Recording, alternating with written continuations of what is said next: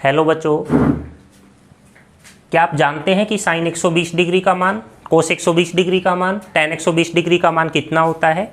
इसी प्रकार क्या आप जानते हैं कि साइन 150 डिग्री, कोस 150 डिग्री, इसी प्रकार साइन 210 डिग्री, कोस 210 डिग्री और इसी प्रकार से काफ़ी एंगल। क्या आप इन सब के मान जानते हैं? अगर नहीं तो इस वीडियो को कंटिन्यू देखिए और ये पूरे सॉल्यूशन आपको मिलेंगे कि इन सब के मान हम कैसे निकालेंगे।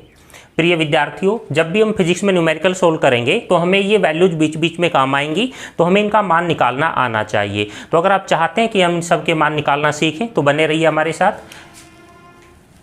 ये सब सीखने के लिए आपको एक छोटी सी टेबल आनी चाहिए जो क्लास 10th में आपकी पड़ी हुई है और हमने लेक्चर नंबर 2 में उसको बताया भी है। तो ये वाला लेक्चर अच्छे से समझने के लिए आप लेक्चर नंबर 2 को अच्छे से देखिए और फिर इसको कंटिन्यू करिए तो अच्छा समझ आएगा। बच्चों, जब भी हमें ऐसे कोणों के मान निकालने होते हैं तो सबसे पहले हमें एक प्रोसीजर पढ़ना पड़ेगा, एक विधि देखनी पड़ेगी। तो देखिए क्या होती है। सबसे बेसिक से हम स्टार्ट करते हैं, सारी चीज़ें समझ में आएंगी। जैसा कि आप जानते हैं कि ये दो अक्ष होते हैं, ये वाला अक्ष होता है एक्स अक्ष और ये वाला अक्ष होता है वाई अक्ष। ठीक है, एक प्लेन में हम बात कर रहे हैं कार्तीय निर्देश तंत्र की। दो अक्ष हो गए, ये एक्स अक्ष हो गया और ये वाई अक्ष हो गया। बच्चों, जो एक्स अक्ष और वाई अक्ष का प्रतिच्छेद बिंदु होता है उसको मूल बिंदु कहते हैं और उस मूल बिंदु को यहाँ पर हमने ओ से व्यक्त किया है। ठीक है, और इधर x था एक्सिस, तो ये वाला एक्सिस x डैश हो जाएगा, ऊपर वाला अक्ष y, तो नीचे वाले अक्ष को हम y डैश से व्यक्त करेंगे। ठीक है, अब जब भी हम किसी एक तल पर, किसी भी एक प्लेन पर, किसी भी तल का मतलब एक प्लेन, कोई भी सरफेस, तो जब भी हम किसी तल पर ऐसी दो रेखाएं खींच देते हैं, एक क्षैतिज रेखा और एक ऊर्ध्वाधर रेखा, तो वो जो तल है वो 4 भागों में विभाजित हो जाता है और उसमें जो प्रत्येक भाग है उसको हम चतुर्थांश कहते हैं। क्या कहते हैं बच्चों? उसको चतुर्थांश। तो ये वाला जो है इसको हम प्रथम चतुर्थांश बोलते हैं। क्या बोलेंगे इसको? प्रथम चतुर्थांश। ये अपना प्रथम चतुर्थांश हो गया। उसी तरीके से उस तल का जो ये वाला भाग है इसको हम द्वितीय चतुर्थांश बोलेंगे। ये हो गया द्वितीय चतुर्थांश। अगर बच्चों हम इसकी बात करें तो इसको हम बोलेंगे तृतीय चतुर्थांश। ये क्या हो जाएगा? तृतीय चतुर्थांश। अगर हम लोग इसकी बात करें तो ये वाला हो जाएगा अपना चतुर्थ चतुर्थांश। चतुर्थ चतुर्थांश। तो जब भी हम कोई दो अक्ष बनाते हैं किसी भी एक समतल पर, तो वो समतल 4 बराबर भागों में विभाजित हो जाता है। ये वाला भाग प्रथम चतुर्थांश, ये वाला भाग द्वितीय चतुर्थांश, ये वाला तृतीय चतुर्थांश और ये वाला चतुर्थ चतुर्थांश कहलाता है। अब बच्चों कुछ बेसिक बातें और भी आप सुनिए कि एक्स अक्ष से अगर ये मूल बिंदु है और अगर मूल बिंदु से हम दाईं तरफ देखें तो मूल बिंदु के दाईं तरफ जो एक्स के मान आएंगे वो सारे पॉजिटिव आएंगे और मूल बिंदु से बाईं तरफ एक्स के जो भी मान आएंगे वो सारे नेगेटिव आएंगे। तो इधर तो हम धनात्मक एक्स की बात करेंगे, इधर ऋणात्मक एक्स की बात करेंगे। उसी प्रकार से मूल बिंदु से ऊपर की तरफ y के जो भी मान आएंगे वो सारे धनात्मक होंगे और मूल बिंदु से नीचे की तरफ y के जो भी मान आएंगे वो सारे ऋणात्मक होंगे। तो आप मुझे एक बात बताइए कि अगर कोई बिंदु हम यहाँ पर लेके चलते हैं और उस बिंदु के निर्देशांक बताना चाहते हैं, x और y के रूप में निर्देशांक होते हैं, तो देखिए अगर ये बिंदु हमने यहाँ पर ले लिया तो इसके 2 निर्देशांक बनेंगे, एक x बनेगा और दूसरा y बनेगा। तो ये x अक्ष के इस मूल बिंदु के दाईं तरफ है तो ये पॉजिटिव आएगा और y निर्देशांक ये वाला हो गया, मूल बिंदु से ऊपर की तरफ है तो ये वाला भी पॉजिटिव आएगा। तो प्रथम चतुर्थांश में दोनों निर्देशांक धनात्मक होते हैं, x निर्देशांक भी धनात्मक होता है और y निर्देशांक भी धनात्मक होता है। बच्चों, अगर इसी प्रकार से कोई बिंदु हम द्वितीय चतुर्थांश में ले लेते हैं तो द्वितीय चतुर्थांश में इसका जो x निर्देशांक है वो नेगेटिव हो जाएगा क्योंकि ये x अक्ष है और मूल बिंदु के बाईं तरफ जो x निर्देशांक होता है वो ऋणात्मक होता है। तो यहाँ पर उस बिंदु के निर्देशांक हम बताना चाहें तो -x आ जाएगा और यहाँ पर y आ जाएगा। ठीक है, तो द्वितीय चतुर्थांश में x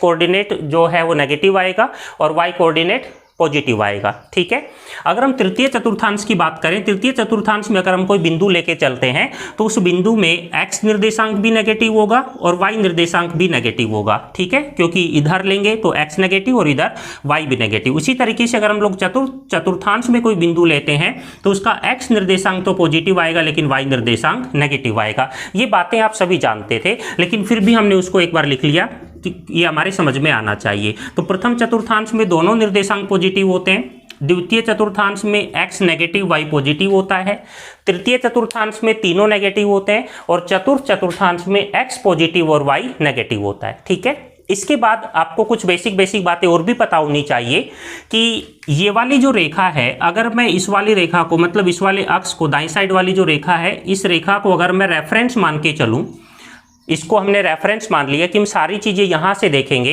तो अगर हम इससे इधर की तरफ चले, घूमे और यहाँ तक पहुँच गए, तो यहाँ से लेके यहाँ तक पहुँचने में हमें कितना एंगल कवर किया, 90 डिग्री। देखो ये वाला तो क्या हो गया, ये वाला x हो गया और ये वाला y हो गया, और हम जानते हैं कि x और y एक दूसरे के लंबवत होते हैं, तो ये वाला एंगल कितना हो जाएगा, 90 डिग्री। उसी तरीके से बच्चों ये वाला एंगल भी 90 डिग्री हो जाएगा, ये वाला भी 90 डिग्री हो जाएगा और ये वाला भी 90 डिग्री हो जाएगा। ये समकोण हो गए। ठीक है, ये रेखाएं एक दूसरे के लंबवत होती हैं, तो सारे कोण 90 डिग्री के हो गए। अब उसके बाद आगे देखिए कि जैसे ही हम इस वाले अक्ष की बात करते हैं, तो यहाँ पर मैं एंगल 0 डिग्री बोल देता हूँ कि यहाँ पे एंगल कितना है, 0 डिग्री। अगर हम इससे ऊपर की तरफ जाएंगे तो यहाँ पहुँचते पहुँचते कितना हो जाएगा, देखो 90 डिग्री हो जाएगा। तो इस वाली रेखा पर हम क्या बोलेंगे कि कोण का मान 90 डिग्री हो गया। हम मापन कहाँ से कर रहे हैं, तो आप बताएंगे कि रेफरेंस हमने इसको माना है, इसको रेफरेंस मानते हुए हम इसकी कैलकुलेशन कर रहे हैं, तो यहाँ तक एंगल 90 डिग्री हो गया। इससे पहले वाले लेक्चर में हमने देखा था कि हम डिग्री को, अब जो एंगल है उसको डिग्री के साथ साथ रेडियन में भी लेकर चलेंगे। तो अब ये जो 90 डिग्री है उसकी जगह हम π/2 भी बोलेंगे बच्चों, तो ये कितना हो जाएगा, π/2। ठीक है, अब हम इससे थोड़ा सा और आगे की तरफ चलेंगे, 90 और आगे आ जाएंगे तो 180 डिग्री हो जाएगा यहाँ तक। तो इस लाइन पे एंगल कितना हो जाएगा, 180 डिग्री। और अगर इसको रेडियन में कन्वर्ट करें तो क्या कहेंगे, पाई, तो ये पाई हो जाएगा। अगर हम इससे थोड़ा सा और आगे की तरफ चलते हैं तो 180 में 90 और जोड़ देंगे, क्योंकि 90 यहाँ से यहाँ तक है, तो 180 में 90 और जोड़ो तो कितना हो जाएगा, 270। तो इस लाइन पे पहुंचते ही एंगल कितना हो जाएगा बच्चों, 270 डिग्री। और 270 डिग्री के को हम अगर रेडियन में कन्वर्ट करना चाहें तो क्या बोलेंगे, 2π/3। क्या बोलेंगे बच्चों, 2π/3। ये डिग्री को रेडियन में कैसे कन्वर्ट करते हैं ये भी हम प्रीवियस लेक्चर में देख चुके हैं, तो अगर आपको इसमें थोड़ा सा डाउट है तो आप एक बार उसको देखिए, क्लियर हो जाएगा। तो 2π/3 हम 270 डिग्री को बोल सकते हैं। यहाँ तक कोई दिक्कत वाली बात नहीं है। अच्छा, 2π/3 नहीं आएगा, 3π/2 आएगा।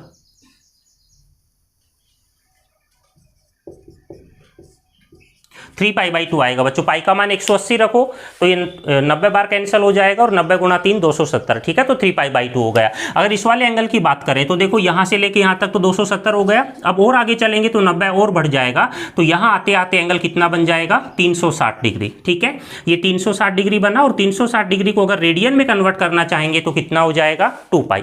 तो इस तरीके से हमने एंगल बताया कि ये वाला 0 डिग्री, फिर ये 90 डिग्री, फिर ये 180 डिग्री, फिर ये 270 डिग्री और ये 360 डिग्री हो गया। ठीक है, अब इसके बाद हम क्या करेंगे, इसके बाद हम क्या करेंगे, इसके बाद हम कुछ आगे की चीज़ें पढ़ेंगे। ये बेसिक सी बातें थी, वो आपको आनी चाहिए। इसके बाद हम आगे की कैलकुलेशन भी करेंगे, पहले इसको देखिए। तो बच्चों हम कंटिन्यू करते हैं। कुछ बेसिक बातें हमने सीख ली कि ये प्रथम चतुर्थांश होता है, द्वितीय होता है, तृतीय होता है, ये चतुर्थ चतुर्थांश होता है। प्रथम चतुर्थांश को अब हम ऐसे व्यक्त कर रहे हैं, यहाँ पे 1 लिख दिया, इसका मतलब ये प्रथम चतुर्थांश है।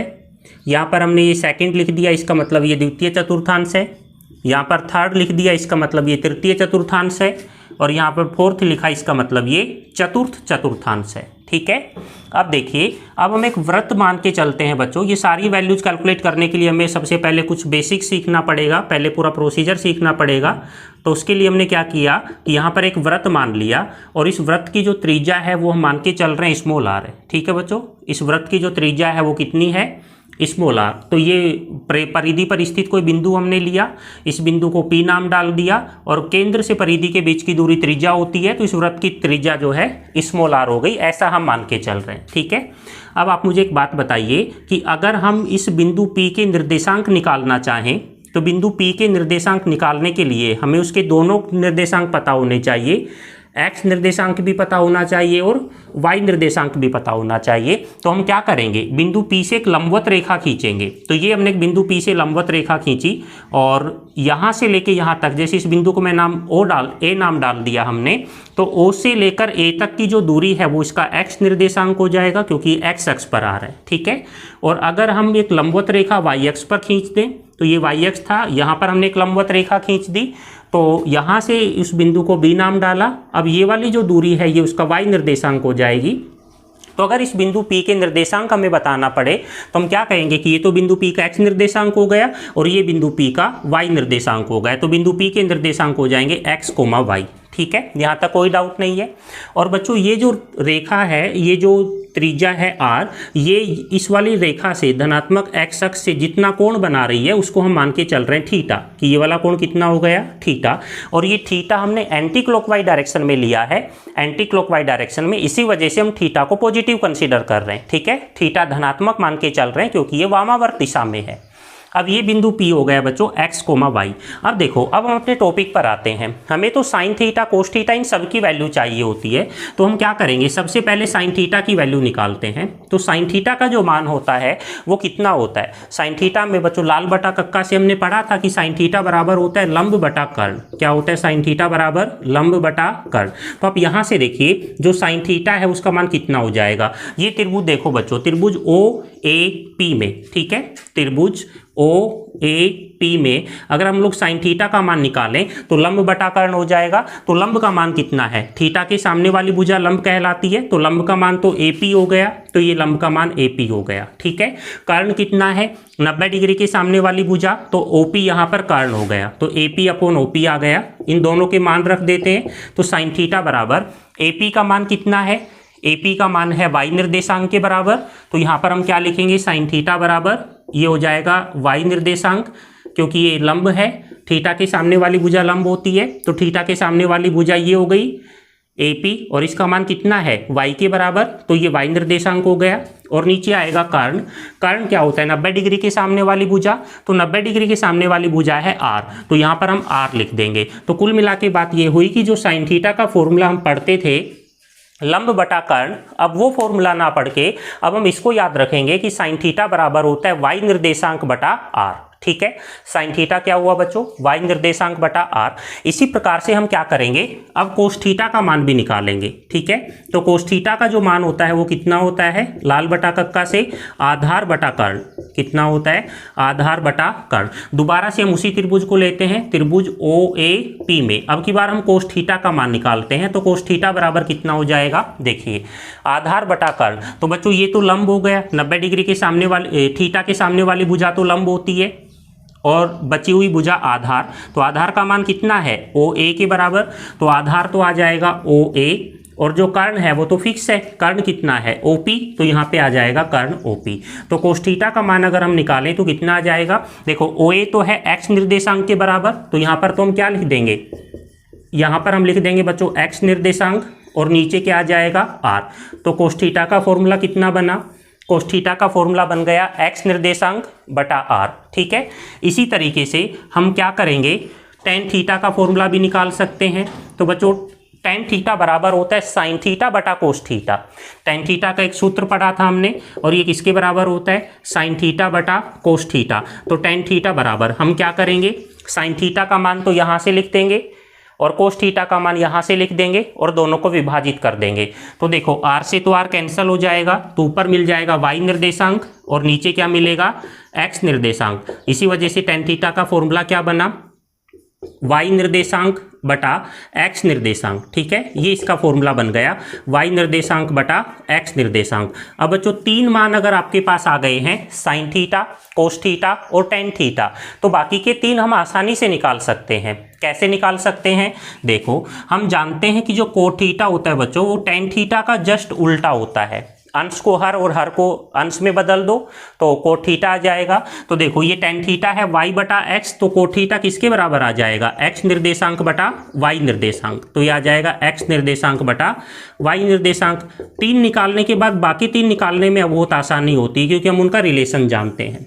इसी प्रकार से अगर अपने को पूछा जाए सेक थीटा का सूत्र क्या है, तो सेक थीटा बराबर कितना हो जाएगा, तो हम क्या कहेंगे कि सेक तो कोस का उल्टा होता है। तो अगर आप सेक थीटा निकालना चाहते हैं तो जो कोस थीटा का मान आया है उसको जस्ट उल्टा कर दो। तो कोस थीटा का मान था x निर्देशांक बटा r, तो सेक थीटा हो जाएगा r बटा x निर्देशांक। कितना हो जाएगा बच्चों, r बटा एक्स निर्देशांक, ठीक है।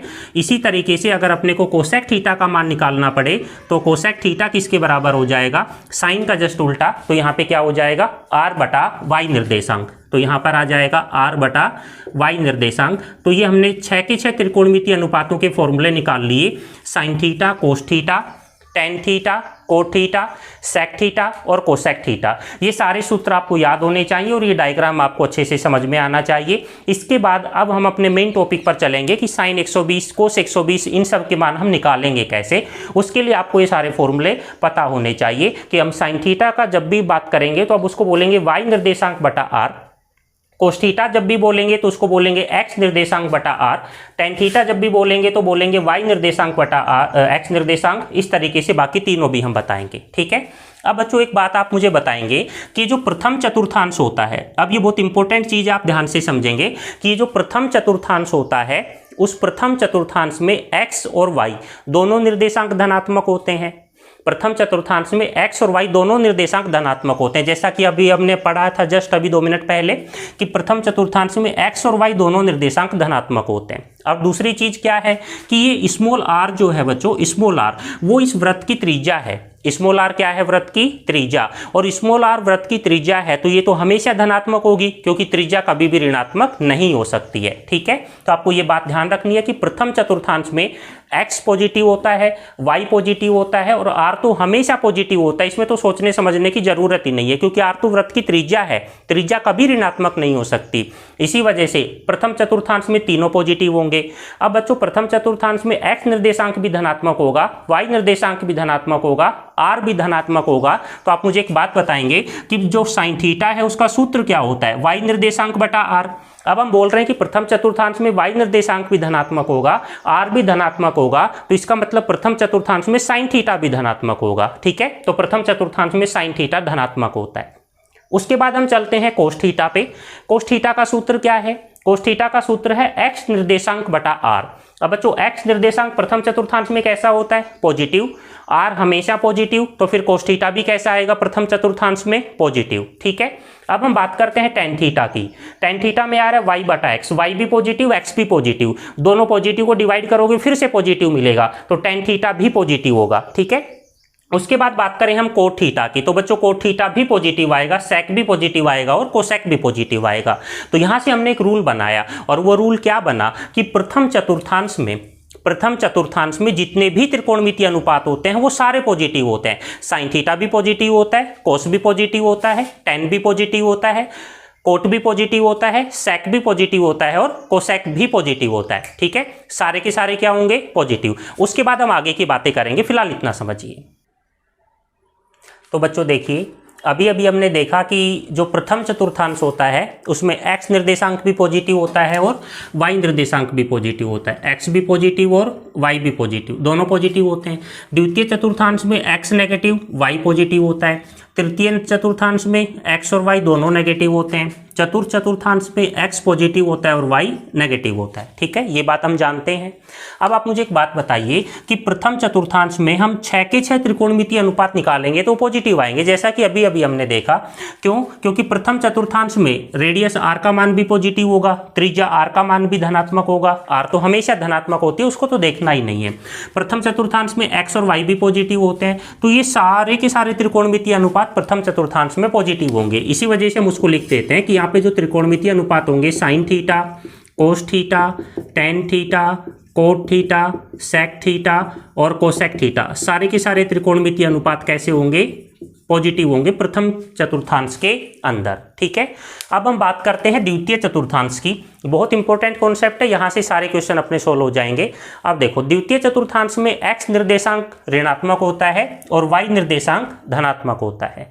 इसका मतलब ये हुआ कि यहाँ पे जितने भी त्रिकोणमितीय अनुपात जिनमें x निर्देशांक का पद आ रहा है, मतलब वो त्रिकोणमितीय अनुपात जो x पर निर्भर कर रहे हैं वो तो नेगेटिव हो जाएंगे और बाकी सारे पॉजिटिव हो जाएंगे, क्योंकि y पॉजिटिव है, x नेगेटिव है, तो जिसमें जितने भी x वाले निर्देशांक है वो सारे नेगेटिव हो जाएंगे। जैसे देखो इसमें तो x आ ही नहीं रहा है तो साइन तो पॉजिटिव ही मिलने वाला है।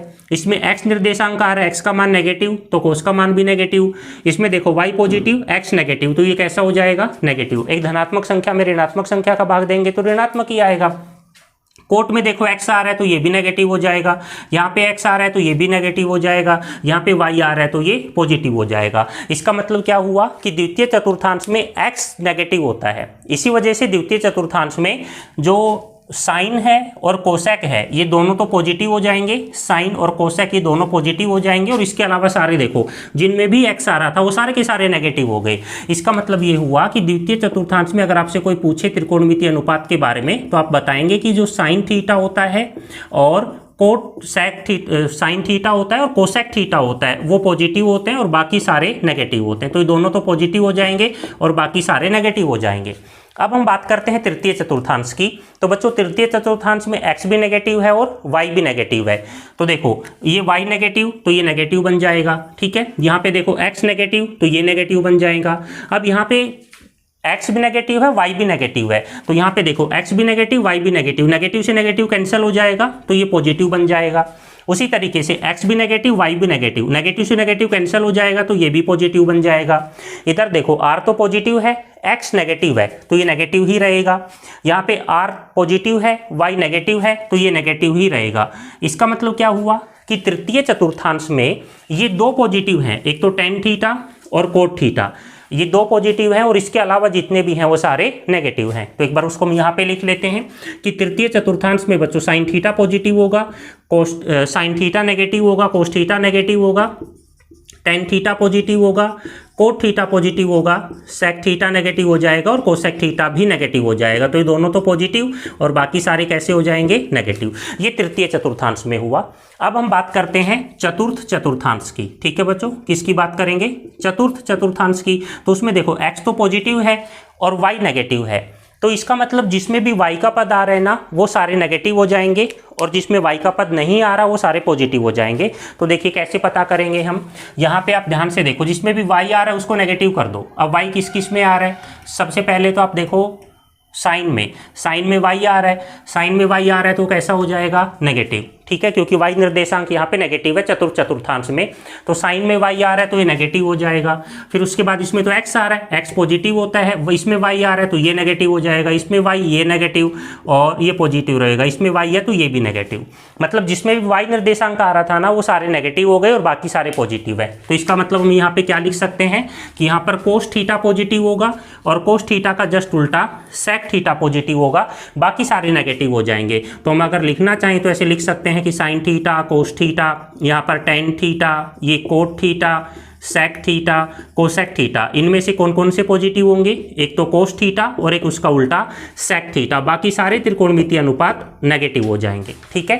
तो बच्चों ये फाइनली कंक्लूजन हमारे पास निकला, ये आपको याद होना चाहिए। और क्या कि प्रथम चतुर्थांश में सारे त्रिकोणमितीय अनुपात पॉजिटिव होते हैं, द्वितीय में साइन और उसका उल्टा कोसेक, साइन और उसका उल्टा कोसेक ये दोनों पॉजिटिव होते हैं, तृतीय में टेन थीटा और उसका उल्टा कोट थीटा ये पॉजिटिव होते हैं, चतुर्थ में कोस थीटा और उसका उल्टा सेक थीटा ये पॉजिटिव होते हैं, बाकी सारे नेगेटिव होंगे, ठीक है। ये आपको याद रखना है। इसको आप एक, ये तो हमने पूरा बताया है कि अभी इससे पहले हमने जो भी पढ़ा वो पूरा समझाने के लिए बताया था कि प्रथम चतुर्थांश में सारे पॉजिटिव क्यों होते हैं, द्वितीय चतुर्थांश में ओनली साइन और कोसेक ही पॉजिटिव क्यों होता है। ये उसका प्रूफ था जो अभी तक हमने पढ़ा, नॉलेज के लिए आपको पता होना चाहिए। लेकिन आप यहाँ से अगर याद करें तो अपना काम चल सकता है, सवाल पूरे यहाँ से सोल्व हो जाएंगे। तो प्रथम चतुर्थांश में सारे पॉजिटिव, दूसरे में साइन और कोसेक पॉजिटिव, तीसरे में टेन और कोट पॉजिटिव, तीसरे में और चौथे में कोस और सेक पॉजिटिव।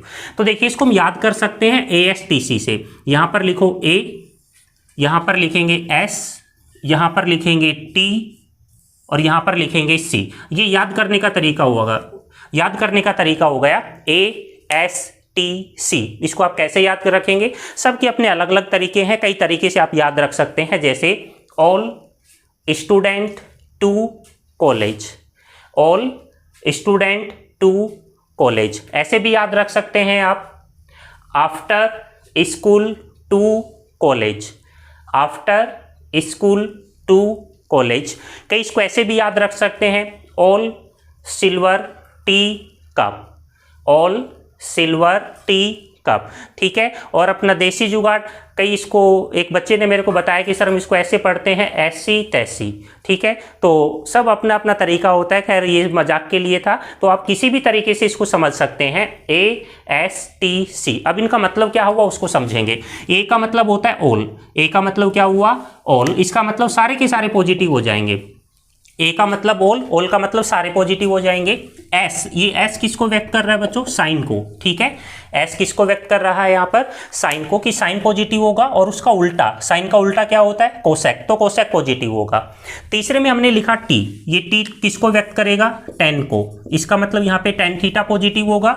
और उसका उल्टा कोसेक थीटा पॉजिटिव, उसका उल्टा कोट थीटा पॉजिटिव होगा, बाकी सारे नेगेटिव होंगे। यहाँ पर हमने लिखा सी, ये सी किसको व्यक्त करता है, कोस थीटा को, तो यहाँ पे कोस थीटा पॉजिटिव होगा और उसका जस्ट उल्टा सेक थीटा पॉजिटिव होगा, बाकी सब नेगेटिव होंगे। यहाँ तक की सारी चीजें आपको क्लियर हुई कि कैसे प्रथम चतुर्थांश में कौन कौन पॉजिटिव होंगे, कौन कौन नेगेटिव होंगे। तो all, silver, tea, cup, ASTC से आप उस चीज को याद रख सकते हैं कि यहाँ ऑल पॉजिटिव होंगे, यहाँ साइन और उसका उल्टा कोसेक पॉजिटिव होंगे, यहाँ टेन और उसका उल्टा कोट पॉजिटिव होंगे, यहाँ कोस और उल्टा और उसका उल्टा सेक पॉजिटिव होंगे, ठीक है। अब बच्चों सिर्फ एक रूल आपको और आना चाहिए सारी वैल्यूज निकालने के लिए, फिर उसके बाद हम क्वेश्चन स्टार्ट करेंगे। और वो रूल क्या है उसको ध्यान से समझेंगे। देखिए कि जब भी हम एंगल की बात करेंगे, कौन से एंगल की, 0 डिग्री, 0 की बात करेंगे और 360 डिग्री की बात करेंगे, ठीक है। 0 डिग्री की बात करेंगे और 360 डिग्री की बात करेंगे, तो वहां पर हम उसको चेंज करेंगे। क्या करेंगे, उसको चेंज करेंगे, ठीक है। अब इसका मतलब क्या हुआ, बेसिकली ये जो अक्ष होते हैं ना दो, आप यहाँ पे ध्यान से देखिए, यहाँ पर हम एंगल बता के चल रहे थे 0 डिग्री, 0 to पाई, यहाँ पर लेके चल रहे थे हम कितना, π/2 बोले तो 90 डिग्री, है ना। और यहाँ पर क्या लेके चल रहे थे, 180 डिग्री बोले तो पाई, यहाँ पर हम लेके चल रहे थे 270 डिग्री बोले तो 3π/2, ठीक है। तो जब भी हम इस वाली लाइन पर होंगे, इस वाली लाइन पर, तो हम कोई भी चेंज नहीं करेंगे। इस वाली लाइन पर जब भी हम होंगे तो कोई भी चेंज नहीं करेंगे, तो हम क्या कहेंगे बच्चों, नो चेंज। इस वाली लाइन पर कोई भी चेंज नहीं होगा तो उसको नो चेंज बोलेंगे। अब ये क्या है यह भी समझ में आएगा, फिलहाल ये रूल समझिए कि जब भी हम इस लाइन की बात करेंगे, इस वाली लाइन पर जब भी खड़े होंगे तो यहाँ पर कोई भी चेंज नहीं करेंगे, यहाँ पर नो चेंज आएगा। और जब भी हम इस ऊर्ध्वाधर रेखा पर होंगे तो यहाँ पर हम चेंज करेंगे। क्या करेंगे, यहाँ पर चेंज करेंगे। अब ये चेंज करने का मतलब क्या हुआ, नो चेंज में तो ठीक है, कुछ भी चेंज नहीं करना है, लेकिन चेंज करने का मतलब क्या हुआ वो समझेंगे। तो यहाँ चेंज करने का मतलब क्या है, चेंज करने का मतलब है बच्चों कि अगर कहीं पे भी साइन थीटा है तो उसको आप कोस थीटा में परिवर्तित कर दो। साइन थीटा को किस में परिवर्तित कर दो, कोस थीटा में। और जो कोस थीटा है उसको साइन थीटा में परिवर्तित कर दो। तो जैसी सिचुएशन है, अगर साइन थीटा है तो उसको कोस में करो, और अगर कोस थीटा है तो उसको साइन थीटा में परिवर्तित कर दो। ये चेंज करने का मतलब हुआ। उसी तरीके से अगर कोस थीटा है, उसी तरीके से अगर टेन थीटा है तो उसको कोट थीटा में परिवर्तित कर दो, और अगर कोट थीटा है तो उसको टेन थीटा में परिवर्तित कर दो, दोनों तरफ एरो के साइन लगाने। अगर सेक थीटा है तो उसको कोसेक थीटा में परिवर्तित करो, और अगर कोसेक है तो उसको सेक थीटा में परिवर्तित करो। ये चेंज करने का मतलब हुआ, ठीक है।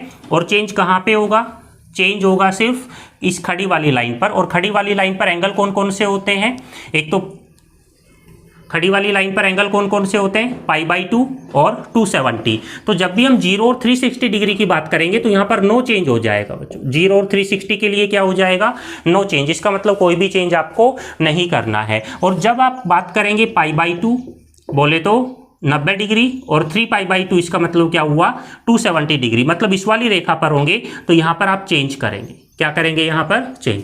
ये रूल आपको पता होना चाहिए। दोबारा से समझेंगे कि जब भी एंगल की वैल्यू 0 या 360 डिग्री होगी, मतलब 0 2π होगी, 360 का मतलब क्या हुआ, 2π, तो आपको चेंज नहीं करना है। और जब भी एंगल π/2 या 3π/2 होगा तो हमें चेंज करना है।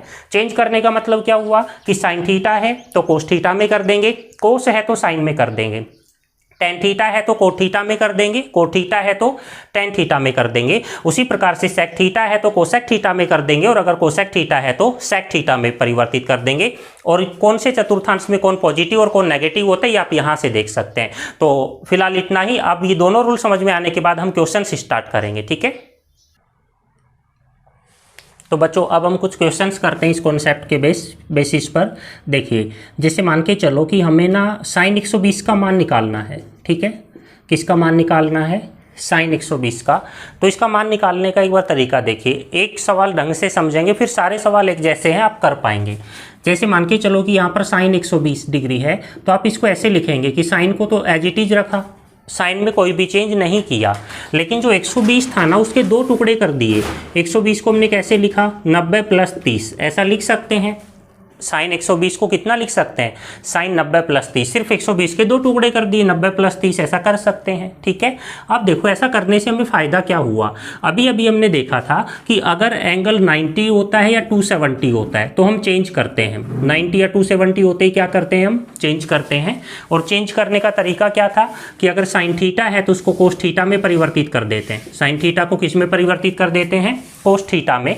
तो बच्चों आप यहाँ से देखिए, यहाँ पर साइन आ रहा है और साइन के बाद 90 आ रहा है। 90 एंगल जब भी आता है तो हम उसको चेंज करते हैं। तो ये जो साइन थीटा है ये किस में परिवर्तित हो जाएगा, कोस थीटा में। तो साइन परिवर्तित हो गया कोस में, और यहाँ पर थीटा होता है तो इस थीटा की जगह कितना है 30, तो यहाँ पर हम 30 डिग्री लिख देंगे। ठीक है, तो यहाँ पर साइन 120 बराबर कितना मिला, कोस 30 डिग्री। ठीक है, अब दूसरी बात आप देखो ध्यान से, वो क्या कि जैसे ही हम 90 प्लस 30 करेंगे, जैसे ये चतुर्थांश होते हैं, आप यहाँ से एक बार ध्यान से देखेंगे, यहाँ से लेके यहाँ तक का जो एंगल होता है वो 90 डिग्री होता है। ठीक है, कितना होता है, 90 डिग्री। लेकिन यहाँ पर क्या है बच्चों, 90 प्लस 30 है, मतलब 90 में 30 डिग्री और जोड़ना है। तो ये 90 डिग्री तो यहीं तक हो गया। जैसे आप इसमें 30 डिग्री जोड़ोगे तो आप यहाँ पर आ जाएंगे करीब। मान के चलो ये वाला एंगल 30 डिग्री है, तो 90 में 30 जोड़ते ही आप यहाँ पर आ गए, और यहाँ पर आते ही आप कौन से चतुर्थांश में पहुँच गए, द्वितीय चतुर्थांश में पहुंच गए।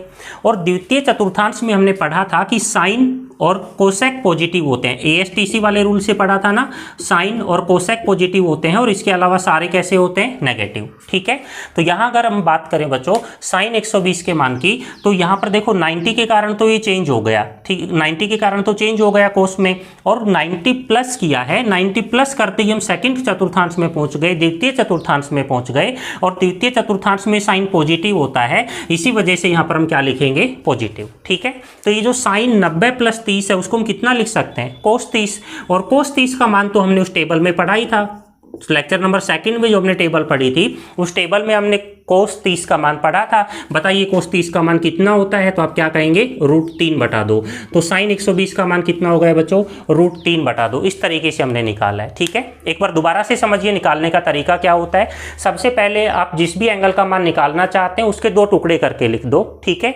या तो आप उसको 90 के रूप में लिखो, या 180 के रूप में लिखो, या 270 के रूप में लिखो, या 360 के रूप में लिखो। हमने 4 ही तरीके से पढ़े हैं ये। और फिर उसके बाद जैसे 120 था तो उसको हमने 90 प्लस 30 लिख दिया। अब 90 के कारण तो साइन चेंज हो गया कोस में, और ये वाला angle as it is 30 degree. और ये जो कोस 30 है अब ये पॉजिटिव होगा या नेगेटिव होगा, ये डिपेंड करेगा कि कौन से चतुर्थांश में है। तो बच्चों 90 प्लस 30 करते ही हम कहाँ पहुँच गए, हम दूसरे चतुर्थांश में पहुँच गए, और दूसरे चतुर्थांश में साइन पॉजिटिव होता है, इसी वजह से यहां पर आ गया प्लस, और ये कितना मिला, √3/2। ठीक है, अब इसी तरीके से अगर आपसे कोई पूछे कि कोस 120 का मान निकालो, तो कोस 120 को हम कैसे लिख सकते हैं, कोस 90 प्लस 30 लिखने का वही तरीका है बच्चों। कितना लिख दिया हमने, कोस 90 डिग्री प्लस 30 डिग्री, ये हो गया अपने पास। अब कोस 90 प्लस 30 का मतलब क्या हुआ, अब इसको ध्यान से समझो। अभी अभी हमने देखा कि जब भी 90 या 270 आता है तो हम उसको चेंज करते हैं। ठीक है, और साइन किस में चेंज हो जाता था, कोस पे, तो कोस किस में हो जाएगा, साइन में। तो यहाँ पर कोस 90 प्लस 30 आया तो 90 के कारण कोस चेंज हो जाएगा साइन में, और यहाँ पर मिल जाएगा 30 डिग्री। ठीक है, लेकिन अब हमें देखो देखना है कि ये पॉजिटिव होगा या नेगेटिव होगा। तो इसका कैसे पता चलेगा, हम चतुर्थांश देखेंगे। तो देखो 90 प्लस करते ही हम दूसरे चतुर्थांश में पहुंच गए। दूसरे चतुर्थांश में कोस नेगेटिव होता है, इसी वजह से यहाँ पर क्या आ जाएगा, माइनस, क्योंकि नेगेटिव होता है दूसरे में। तो ये साइन 30 की वैल्यू कितनी आ गई, 1/2। तो ये बच्चों मान आ गया अपने पास कोस 120 डिग्री का। ठीक है, इसी तरीके से हम मान निकाल सकते हैं tan 120 डिग्री का। तो देखिए tan 120 को हम कैसा लिख सकते हैं, वही प्रोसीजर बच्चों, tan 90 प्लस 30।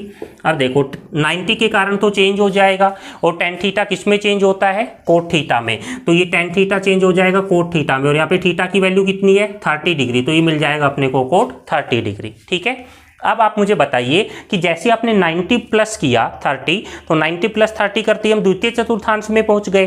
द्वितीय चतुर्थांश में tan नेगेटिव होता है, इसी वजह से यहाँ पर हम नेगेटिव लगा देंगे। अब बताओ कोट 30 की वैल्यू कितनी होती है, तो कोट 30 की वैल्यू होती है बच्चों √3। कितनी होती है? √3। तो ये वाली वैल्यू आ गई किसकी? tan 120 डिग्री की। तो ये सारे मान जो है 0 से लेकर 90 तक वो आपको याद होने चाहिए, ऑन टिप्स याद होने चाहिए, तो आप आगे वाले मान निकाल पाएंगे। ठीक है, अब हम थोड़ा सा आगे की तरफ चलते हैं, नेक्स्ट निकालते हैं, और वो क्या, वो जाएगा बच्चों sec 120 डिग्री। तो sec 120 डिग्री को हम कैसे लिखेंगे? इसको लिखेंगे, या सबसे वैसे भी अब निकालने की ज़रूरत नहीं है। क्यों निकालने की ज़रूरत नहीं है? क्योंकि ये 3 हम निकाल चुके हैं। तो अगर अपने को कोसेक निकालना है तो उसका उल्टा कर देंगे, सेक 120 निकालना है तो इसका उल्टा कर देंगे, और कोट 120 निकालना है तो इसका उल्टा कर देंगे। ठीक है, तो देखो हम डायरेक्ट भी बता सकते हैं कि जो कोट 120 डिग्री होगा उसका मान कितना हो जाएगा यहाँ से? -1/√3, -1/√3। और अगर अपने से कोई पूछे कि सेक 120 डिग्री का मान बताइए, तो ये कोस का उल्टा हो जाएगा, तो कितना मिलेगा? -2/1, मतलब -2। और अगर अपने से कोई पूछे कि भाई कोसेक 120 का मान बताइए, तो साइन का उल्टा कर देंगे, कितना हो जाएगा? 2/√3। तो हमने साइन का उल्टा कर दिया और यहाँ पर अपने को मिल गया 2/√3। ठीक है, अगर आप चाहें तो इनको कैलकुलेट भी कर सकते हैं। देखो एक बार कैलकुलेट भी करवा देते हैं। जैसे अगर अपने को कोट 120 डिग्री का मान चाहिए, एक करवा देते हैं, बाकी 2 आप कर लेंगे। जैसे कोट 120 डिग्री का मान चाहिए तो हम इसको कैसे लिखेंगे? कोट को तो एज इट इज रखेंगे और 120 के 2 टुकड़े कर देंगे, 90 + 30, इसके 2 टुकड़े कर दिए हमने। अब देखो 90 के कारण कोट चेंज हो जाएगा tan में, और थीटा एज इट इज रहेगा 30 डिग्री। अब जैसे आपने 90 प्लस किया तो 90 प्लस करते हम द्वितीय चतुर्थांश में पहुंच गए। द्वितीय चतुर्थांश में कोट नेगेटिव होता है तो यहाँ पर हम नेगेटिव लगा देंगे। अब बताओ बच्चों tan 30 की वैल्यू कितनी होती है? 1/√3। तो ये वाली वैल्यू आ गई अपने पास कोट 120 की, और कितना आया? -1/√3। यही हमने यहाँ पे निकाला था। तो ये निकालो तो भी आंसर वही आएगा, और डायरेक्ट उल्टा करेंगे तो भी आंसर वही आएगा। जैसा आपको अच्छा लगे वैसा कर सकते हैं। चलो तो हम sec थीटा का और निकाल देते हैं। तो sec 120 डिग्री का मान कैसे निकालेंगे? sec इसको लिख देंगे 90 + 30। कितना लिख दिया इसको? 90 + 30। अब देखो ध्यान से, 90 के कारण sec कन्वर्ट हो जाएगा कोसेक में, theta as it is 30 degree, और सेकंड चतुर्थांश में sec नेगेटिव होता है, इसी वजह से यहाँ पर नेगेटिव आ जाएगा।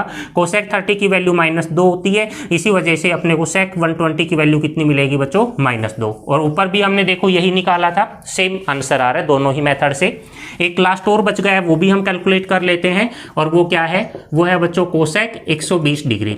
इसको हम कैसे लिख सकते हैं? इसको लिख सकते हैं कोसेक 90 + 30 डिग्री। ठीक है, अब जैसे ही हम 90 करेंगे तो ये तो चेंज हो जाएगा और ये मिलेगा। ठीक है, अब सेकंड चतुर्थांश में कोसेक पॉजिटिव होता है। ठीक है, सेकंड चतुर्थांश में साइन पॉजिटिव होता है और उसका उल्टा कोसेक पॉजिटिव होता है। तो द्वितीय चतुर्थांश में कोसेक पॉजिटिव होगा तो हम यहाँ पर पॉजिटिव साइन लगाएंगे। और बच्चों sec 30 की वैल्यू कितनी होती है? 2/√3। ये टेबल आपको बहुत अच्छे से याद होनी चाहिए। 90 डिग्री वाली जो भी टेबल हमने बनाई थी और बोला था आगे काम में आएगा, तो बच्चों वो यहीं पे काम आता है। कोसेक 120 डिग्री का मान हो गया 2/√3। यहाँ से जब हमने निकाला था तो भी उसका मान वही आया था। इसका मतलब अपने को पूरे निकालना आ गया। निकालने के लिए आपको 2 चीज़ों का ध्यान रखना है। पहले तो उसको 2 टुकड़े के रूप में लिखो, फिर अगर 90 या 270 है तो उसको चेंज कर दो, साइन को कोस में, कोस को साइन में, tan को कोट में, कोट को tan में, sec को कोसेक में, और कोसेक को sec में।